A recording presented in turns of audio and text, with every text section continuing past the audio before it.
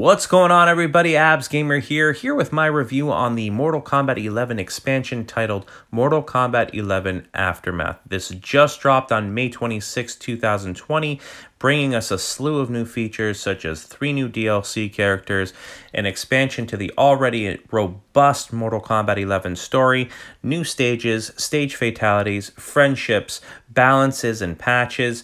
NetherRealm has brought it here. I am glad to say that this is a worthy addition to your Mortal Kombat 11 game.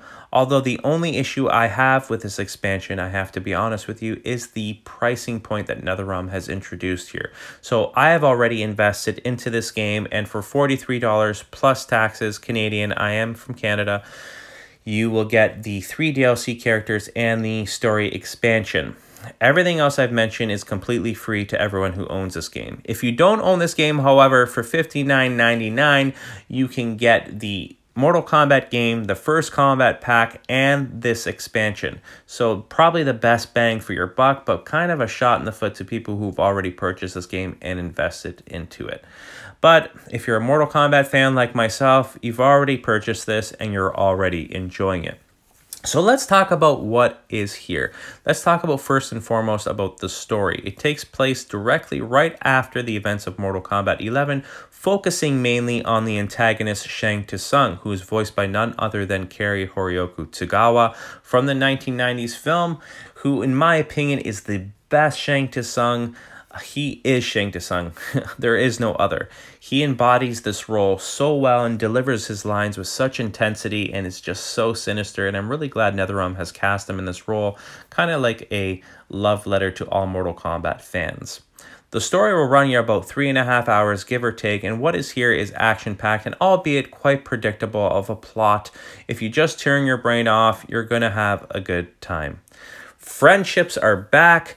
They're first introduced back in the day, Mortal Kombat 2, and kind of like a fun take on how violent the game is. I really appreciated them, and I'm really glad that they've included them here. The 3 characters they've included in this DLC pack are Fujin, Shiva, and RoboCop. My personal favorite being Fujin, who has a lot of wind-based attacks. Obviously, he's the god of wind. Really quick, really fast, and I do love his moveset and love his look. So he's my personal favorite out of the 3. Shiva, also returning.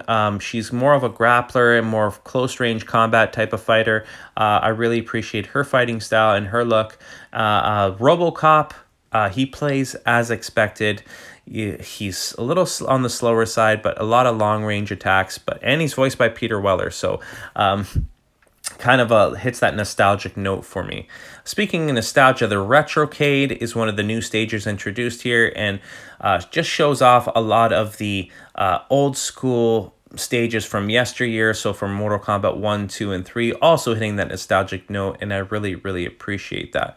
So overall, guys, I think this is a worthy addition to the Mortal Kombat 11 game. The only issue I've had, as I mentioned before, is the pricing point, but maybe NetherRealm will fix that later on. So if you're not wanting to invest now, you can invest later.